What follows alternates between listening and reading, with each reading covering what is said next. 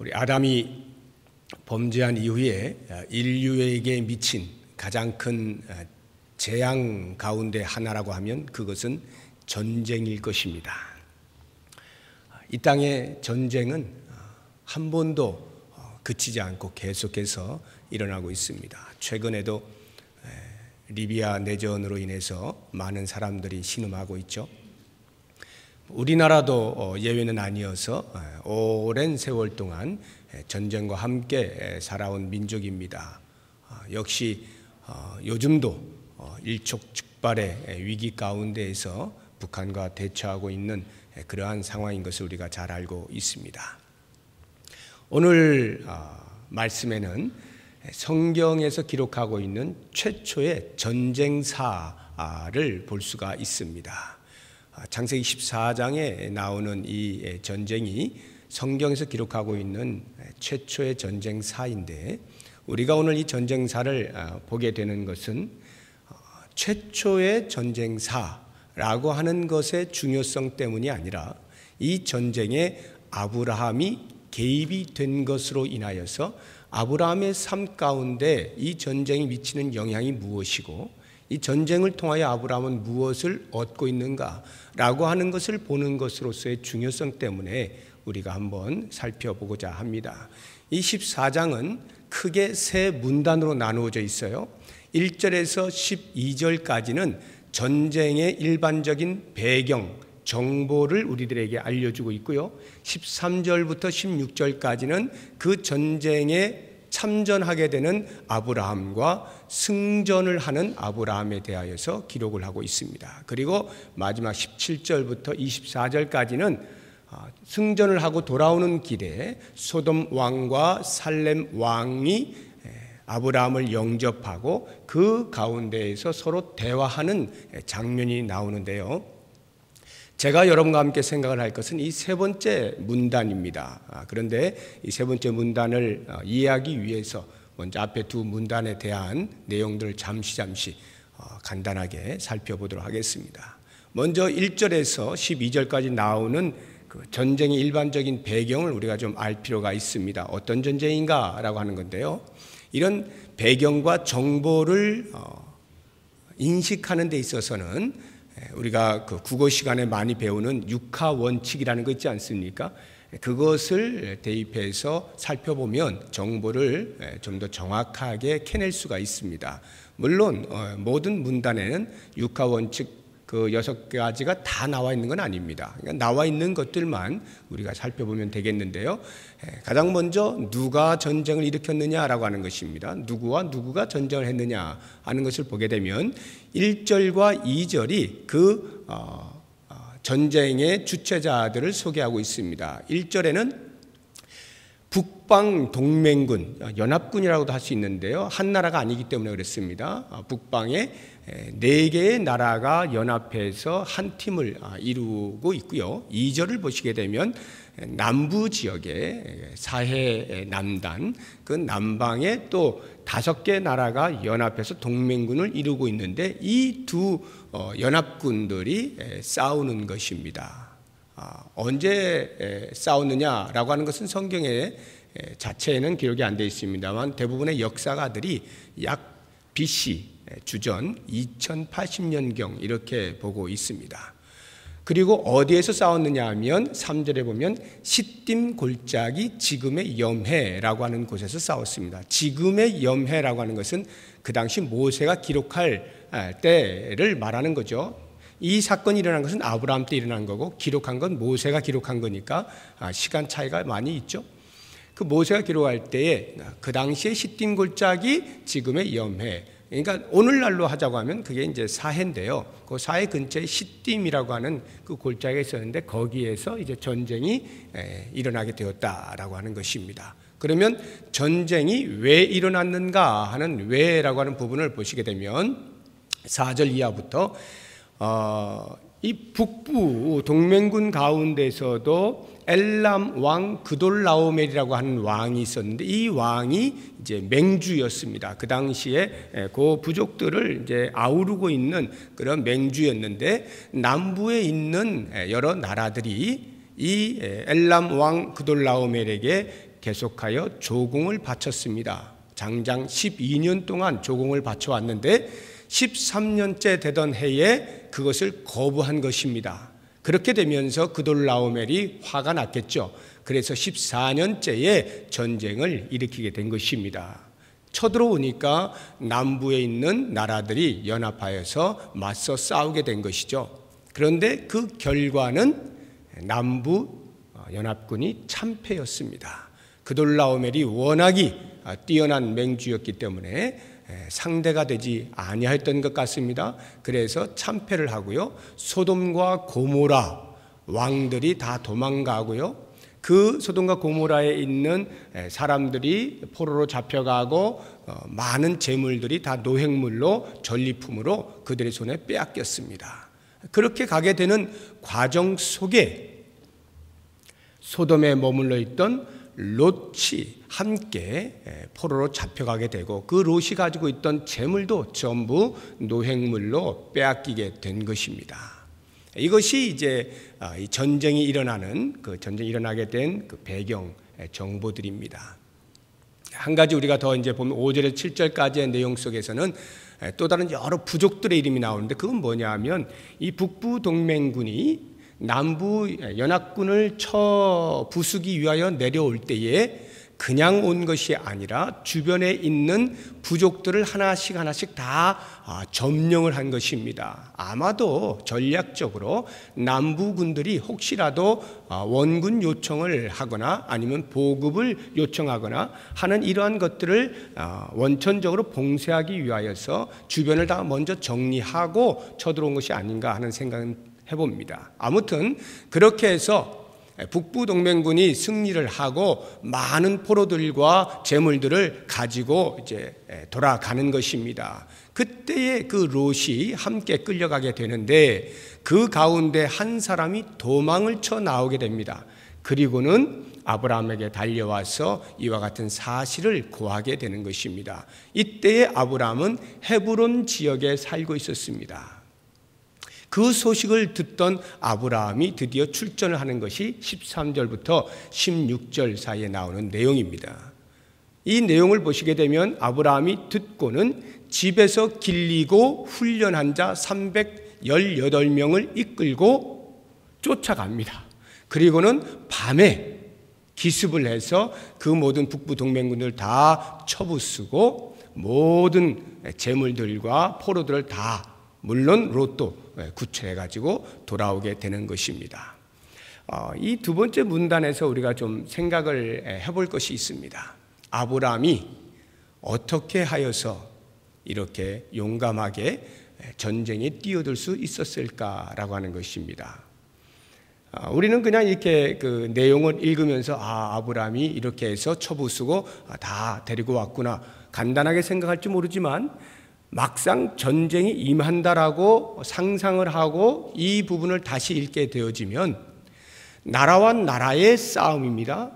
그것도 한 나라의 싸움이 아니라 여러 개의 나라들이 연합하여 싸우는 그와 같은 대규모 전쟁 가운데에 일개 한 사람이 자기 집에서 길리운 318명을 이끌고 전쟁에 참여한다는 것 자체가 사실은 말이 안 되는 거죠.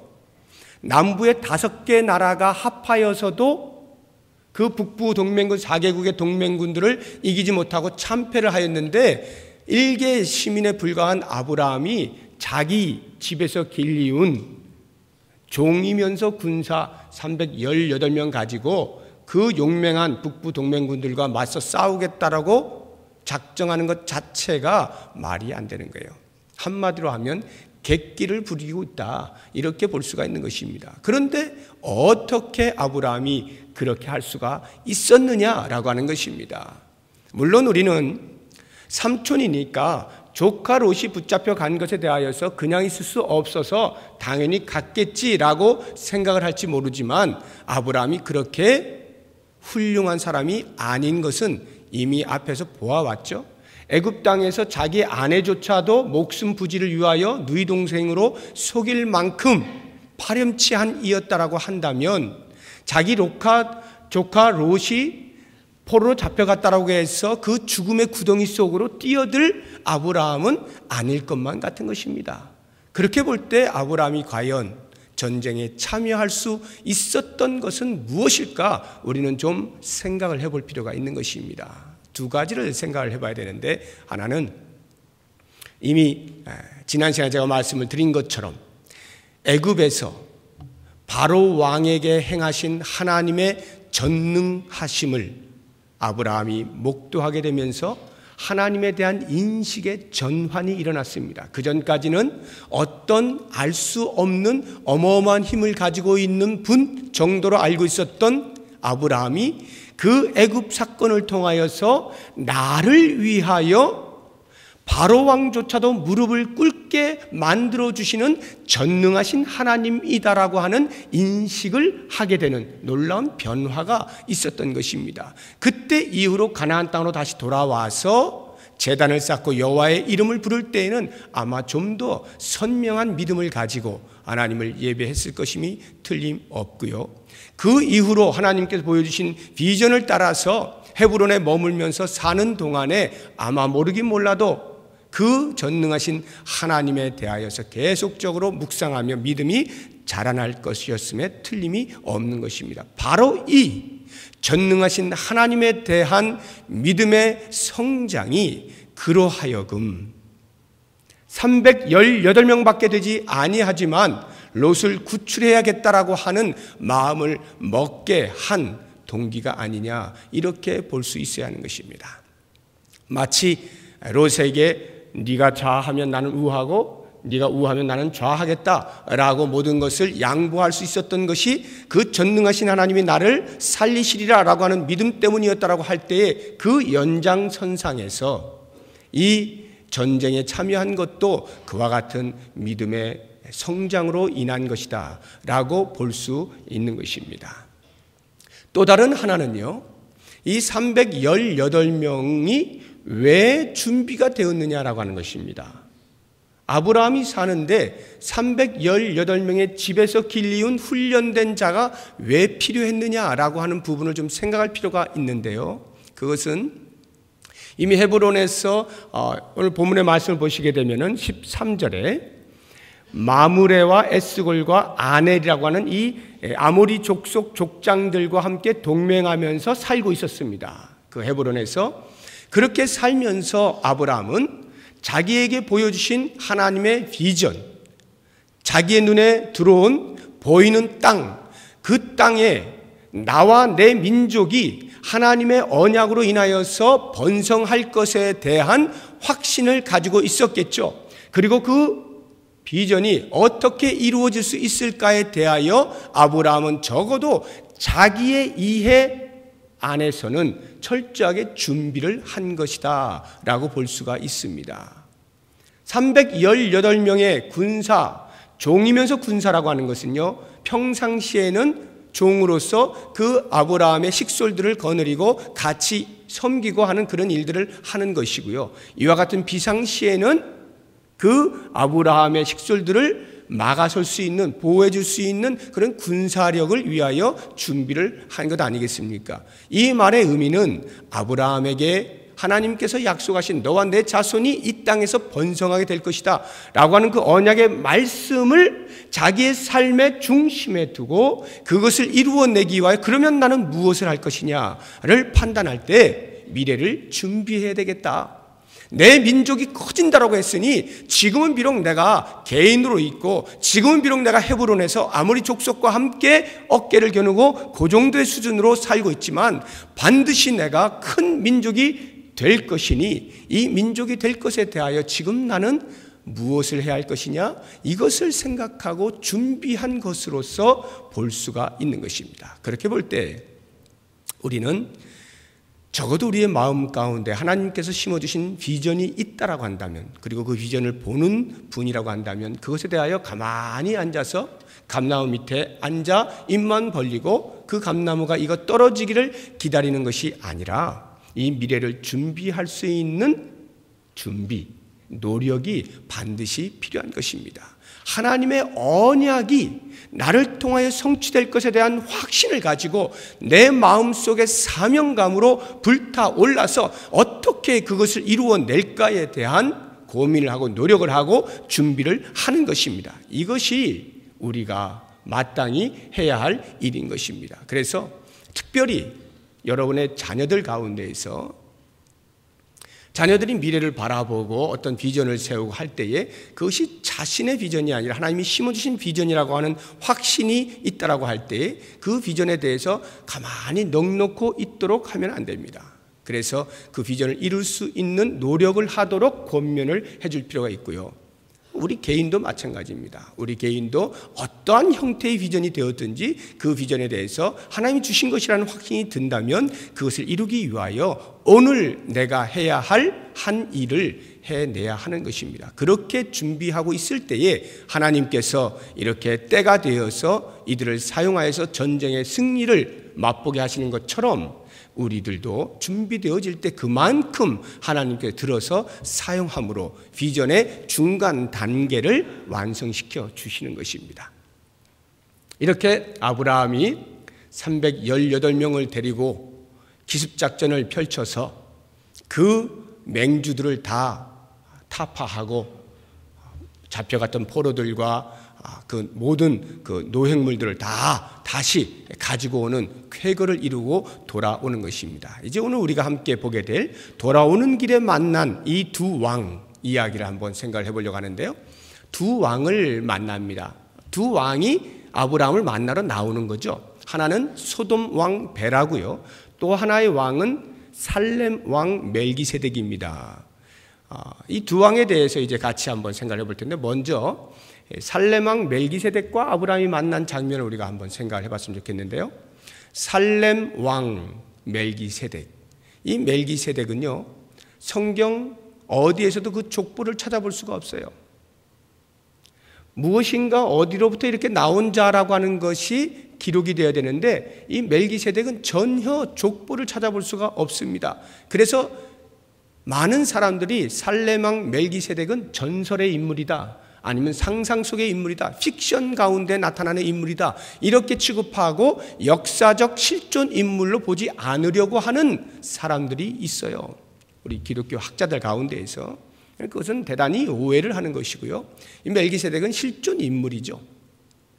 그러면 이 멜기세덱이 어떤 사람이냐라고 하는 것에 대하여 가장 선명하게 보여주고 있는 것이 히브리서 7장입니다. 한번 여러분 찾아보시기 바랍니다. 히브리서 7장.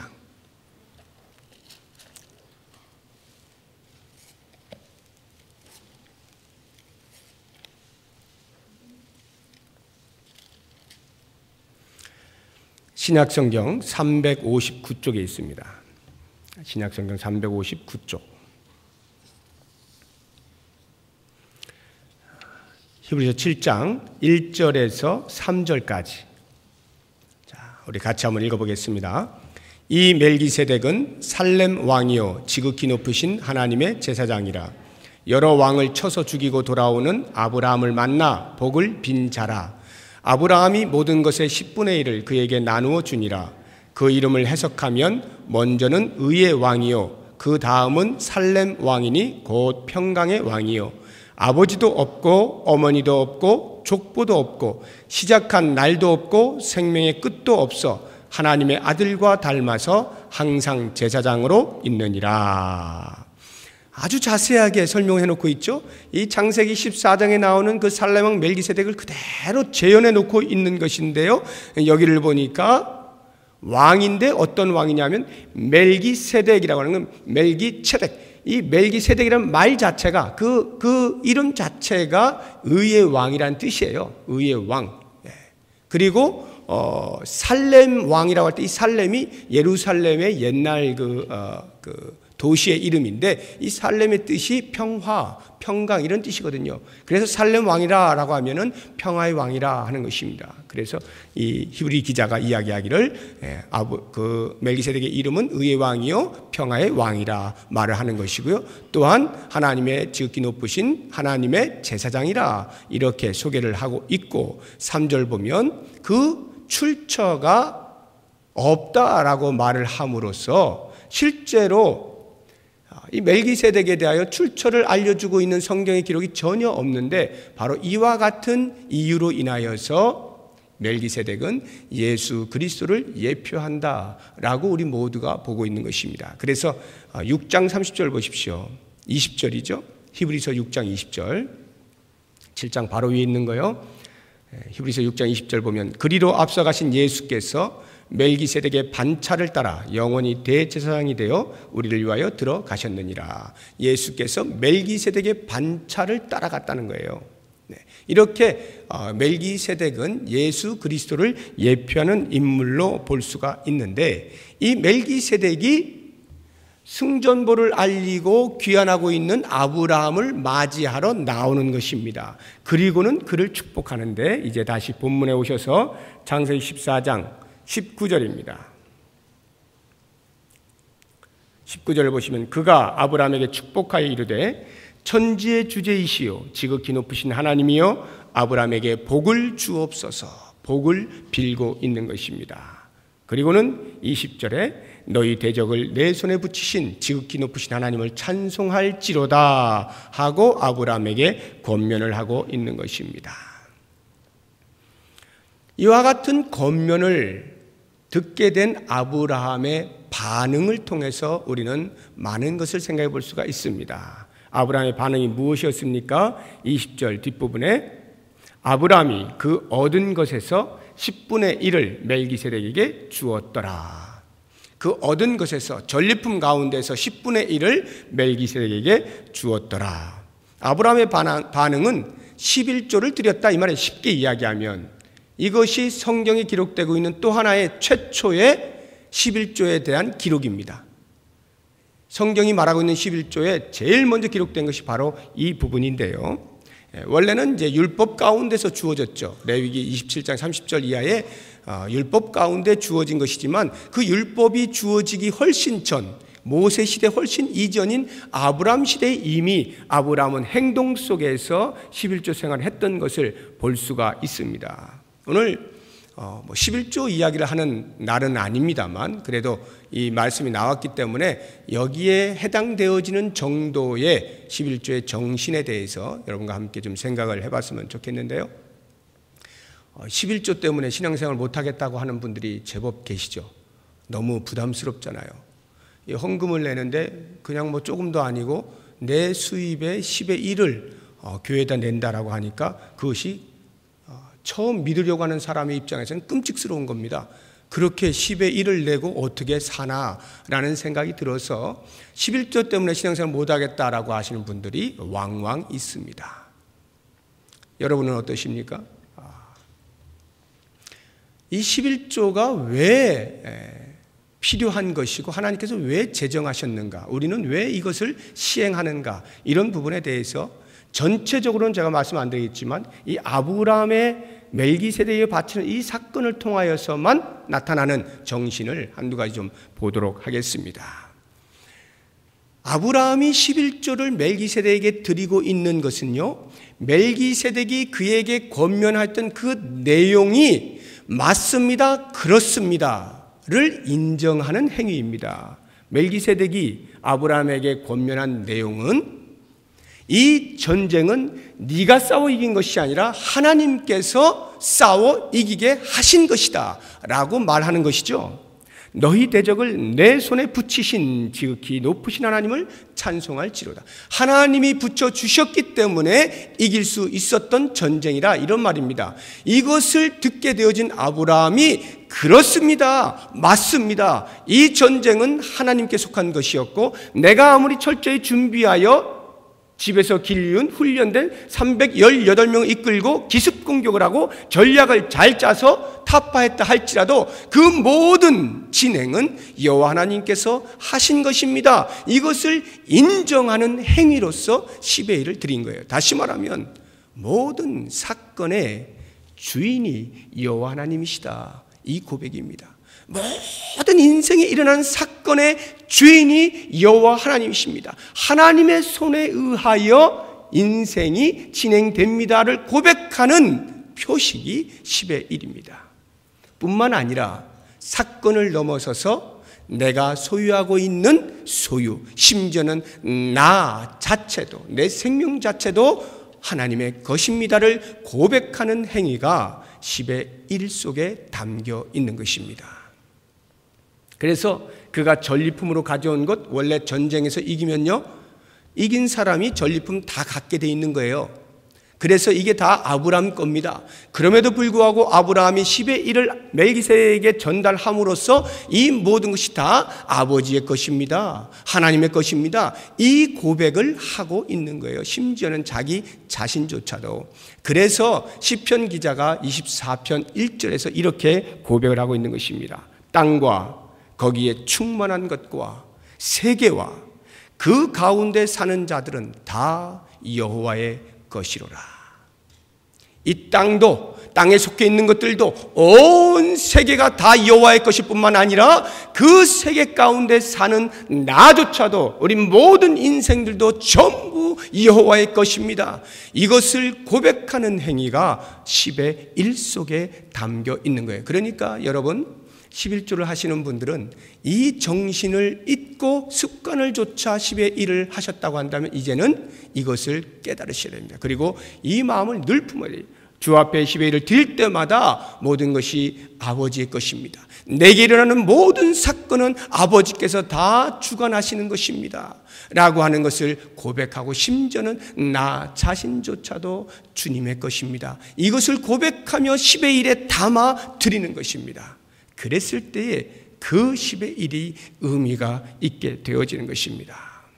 그렇기 때문에 여러분, 혹시라도 여러분들 가운데서 10의 1조를 가지고 달리 생각을 하시면 안 돼요. 어떤 분들은 이렇게 생각하시는 분들이 계시는데요.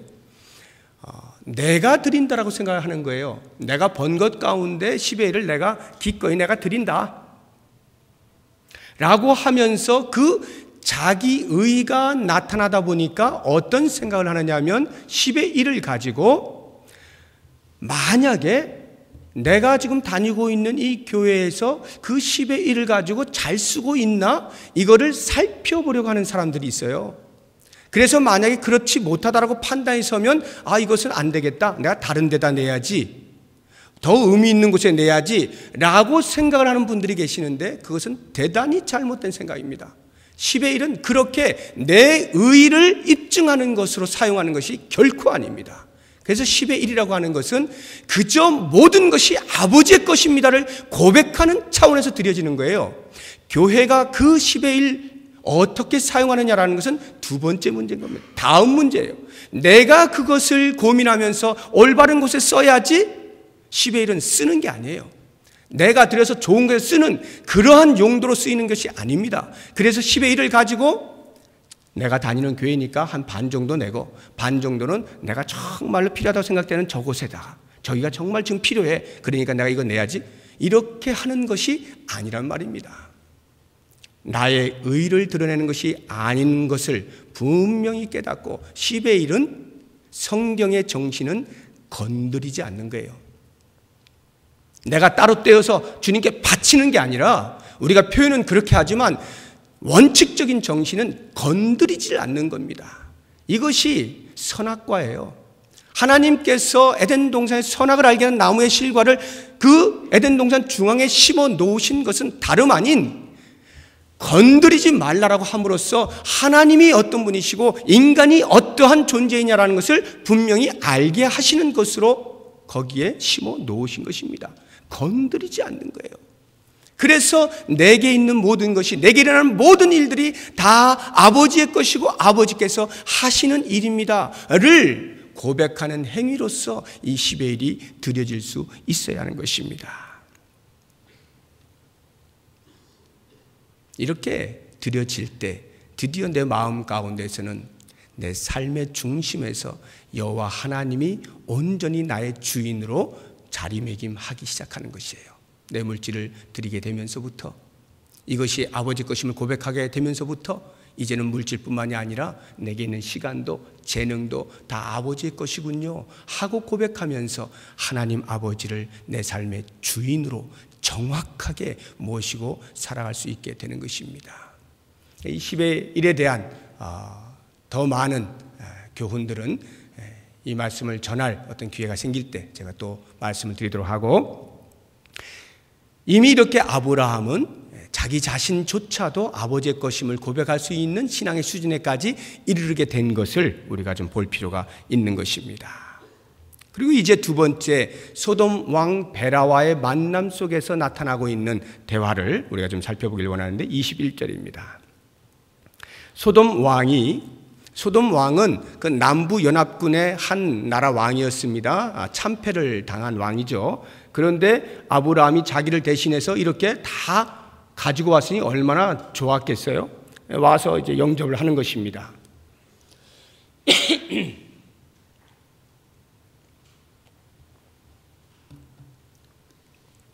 21절을 보시면 소돔 왕이 아브라함에게 이르되 사람은 내게 보내고 물품은 내가 가지라. 이게 무슨 말이냐면 포로로 잡혀간 그 사람들 다 데리고 왔잖아요. 그 사람들만 나에게 돌려주고 가지고 온 물품, 전리품은 다 네가 취해라. 그거 다 네가 가져라. 이렇게 소돔 왕이 제안을 하는 겁니다. 원래 이런 말 할 자격이 없죠. 소돔 왕은 원래 다 아브라함 거예요. 소돔 왕이 뭐 이래라 저래라 할 수 있는 것이 아닙니다. 그런데 이 소돔 왕은 마치 선심을 쓰는 것처럼 사람만 내게 주고 돈은 네가 다 가져, 이렇게 하는 것처럼 들립니다. 그때에 아브라함의 대답을 보시게 되면 22절, 아브라함이 소돔 왕에게 이르되 천지의 주제이시오 지극히 높으신 하나님 여호와께 내가 손을 들어 맹세하노니 내 말이 내가 아브라함으로 치부하게 하였다. 소돔 왕이 이렇게 외칠 것이란 말이죠. 전리품 다 가져 해놓고 직접 그 전리품 다 갖게 되면 그 다음에 소돔 왕이 밖에 나가서 어떻게 떠들 것이냐면 내가 아브라함으로 치부케 하였다. 이 치부케 했다는 말은 부자가 되게 했다 이런 말이에요. 내가 아브라함에게 다 줘서 부자 만들었어. 이렇게 외칠 것이 뻔하다라는 거죠. 그리하여 내게 속한 것은 실 한 오락이나 들매끈 한 가닥도 내가 가지지 아니하리라. 하나도 갖지 않고 취하지 않고 다 너에게 돌려주겠다. 이렇게 말하고 있는 것입니다. 다만 한 가지 조건이 있습니다. 24절, 오직 젊은이들이 먹은 것과 나와 동행한 아넬과 에스골과 마므레의 분깃을 제할지니 그들이 그 분깃을 가질 것이냐. 이것은 전쟁에 동참한 사람들 있죠. 자기가 집에서 길리운 사람들, 전쟁에 동참하면서 이렇게 필요한 먹을 것들, 쓴 것들이 있잖아요. 비용들, 그런 것들은 제하겠다 이런 말이에요. 그리고 자기와 함께 동맹하였던 그 아모리 족속 족장들, 그것이 뭐 직접 전쟁에 참여했든지 아니면 후방에서 지원을 했든지 그 사람들에게도 약간의 분깃을 나눠주겠다. 그것은 전쟁에 참여했기 때문에 그 정도의 대가는 받아야 한다 하고 주변 사람들을 챙겨줍니다. 그리고 나머지는 몽땅 다 너에게 돌려주겠노라. 아브라함은 하나도 갖지 않는 거예요. 바로 이 장면을 보게 되면서 오늘 제가 이제 오늘의 이 말씀의 제목처럼 지극히 높으신 하나님을 만나는 아브라함, 이것을 좀 같이 생각을 해보려고 하는 것인데, 어떻게 아브라함이 이렇게 할 수 있었을까라고 하는 것입니다. 고생해가지고 목숨을 담보로 내놓고 전쟁에 뛰어들어서 그 고생 끝에 취해가지고 온 전리품들인데 반반 정도씩 나누든지, 그래도 최소한 자기도 어느 정도는 챙겨야지. 이걸 누가 뭐라 그러겠어요. 소돔 왕이 다 가지라 그러는데 그 말 안 해도 원래 아브라함 건데요. 그런데 왜 아브라함이 그 전쟁에 참여한 자기의 동료들의 분깃을 제외한 나머지를 몽땅 다 소돔 왕에게 돌려주었을까요? 아브라함이 그것 아니어도 얼마든지 많이 있었기 때문에 그럴 수도 있었겠죠. 그러나 제가 볼 때는 이렇게 아브라함이 물질에 대하여 초연할 수 있었던 것은 지극히 높으신 하나님을 전쟁 중에 만났기 때문입니다. 전쟁 중에 지극히 높으신 하나님을 만난 거예요. 이 표현이요, 아브라함이 최초에 한 것이 아니라 원래는 멜기세덱 살렘 왕이 한 것입니다. 19절 보시죠. 그가 아브라함에게 축복하여 이르되 천지의 주제이시오 지극히 높으신 하나님이여, 하나님을 이렇게 부르죠. 그리고 20절에도 동일하게 아브라함에게 권면할 때 너희 대적을 내 손에 붙이신 지극히 높으신 하나님을 찬송할지로다 라고 아브라함에게 권면을 할 때 아브라함이 그걸 듣지 않았겠습니까? 그것을 듣고는 자기가 전쟁 가운데에서 경험했던 그 하나님을 어떻게 표현해야 할지 알 수 없었는데 이 멜기세덱의 자기에게 향한 말을 듣고는 아하, 그렇구나. 내가 전쟁 중에 만난 하나님이 바로 지극히 높으신 하나님이었구나 하는 것을 깨닫게 되면서 소돔 왕에게 동일한 말로 하나님을 표현하고 있는 거예요. 나의 하나님은 지극히 높으신 하나님이야. 감히 나한테 그 전리품 주고서 내가 아브라함 부자 만들었어, 이런 헛소리 할 생각하지 말아라 라고 하는 것입니다. 그렇다고 하면 아브라함이 전쟁 가운데 만난 그 지극히 높으신 하나님이란 과연 어떤 분이신가? 알지 못하던 어떤 신에 의해서 위압감에 눌려서 갈대 우르를 떠났던 아브라함이 애굽 땅에 내려가 바로에게 행하신 그 하나님을 만나게 되면서 야, 이 하나님 진짜 대단한 분이네, 정말 전능하신 분이야, 나를 위해서 이와 같은 일을 해주시다니 하고는 자기의 하나님으로 탁 받아들이게 된 이 상태를 넘어서서 그 다음 단계가 지극히 높으신 하나님에 대한 인식입니다.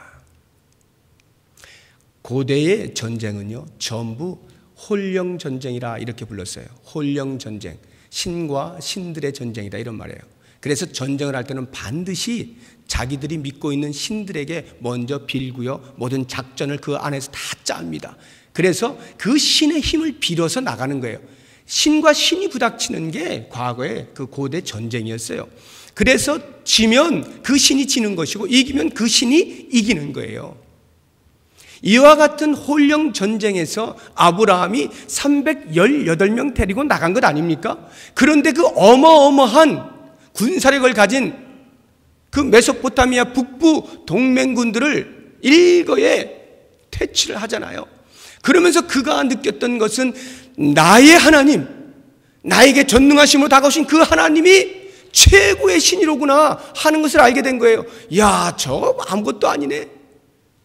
무슨 말이냐 하면 아브라함은 잘 알지 못하는 어떤 좀 위대한 하나님에서부터 자기를 보호하시고 자기의 삶을 이끌어 가시는 하나님으로 인식한 그 자리에서 한 단계 더 나아가서 이 하나님은 나의 하나님인 것뿐만 아니라 역사 자체를 주관하시는 하나님이시고 모든 신들 위에 뛰어난 하나님이시로구나 하는 것을 깨닫게 되는 거예요. 모든 신들에 뛰어난 이 인류의 역사를 주관하시는 그분, 이 고백이 바로 지극히 위대한 하나님입니다.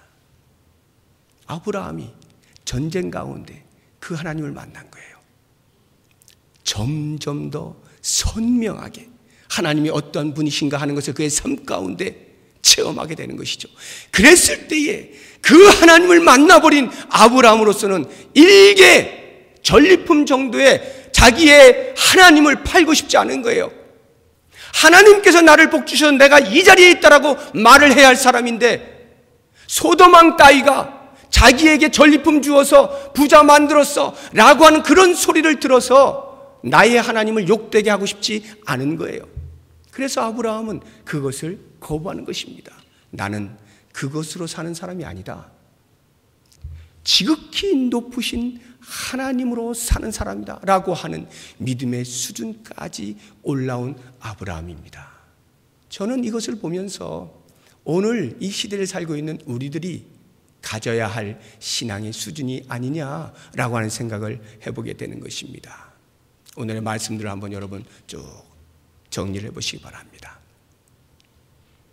말씀 가운데서 나타난 아브라함의 모습 속에서 우리가 하나님께서 심겨주신 비전이 있다라고 할 때 그 비전을 이루기 위하여 미래를 준비할 수 있는 사람이 되어라 라고 하는 것이고, 그러한 때가 되었을 때 비록 상대가 되지 않는다 할지라도 전능하신 하나님을 부여잡고 행동하는 신앙이 되어라는 것입니다. 나아가서 하나님의 이름으로 전쟁을 하라라고 하는 것이고, 뿐만 아니라 내게 있는 것 전부 아버지의 것입니다를 고백하는 온전한 신앙을 가지고 위대하시고 지극히 높으신 여호와 하나님을 일상의 삶 가운데서 경험하게 됨으로써 내 인생에 있어서 하나님이 처음부터 끝까지 책임지고 나아가시는 그 하나님의 솜씨 앞에 감탄하고 감격하고, 그래서 오늘 나에게 요청하시는 하나님의 요구가 있을 때 그것에 대하여 기꺼이 자원함으로 순종하여 충성을 함으로써 하나님의 뜻을 이루어드리고 나를 통하여 이루시기 원하시는 하나님의 계획들을 이루어드리는 그와 같은 복된 삶이 우리 모두에게 있어지기를 주의 이름으로 축복합니다. 기도하겠습니다. 하나님 아버지, 우리의 삶 가운데서 지극히 높으신 하나님을 경험하기를 원합니다. 지극히 높으신 하나님을 내 입술로 고백할 수 있기를 원합니다. 나를 보호하시고 나를 지키시는 하나님인 것뿐만 아니라 온 우주 만물을 다스리시고 인류의 역사를 이끌어 가시고 주관하시는 전능하신 하나님인 것을 인식할 수 있기를 원합니다.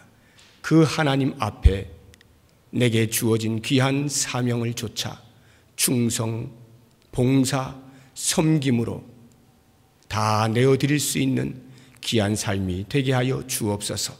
하나님의 뜻 이루어드리는 우리의 복된 삶 되기를 간절히 소망하옵고 예수 그리스도의 이름으로 기도드립니다. 아멘.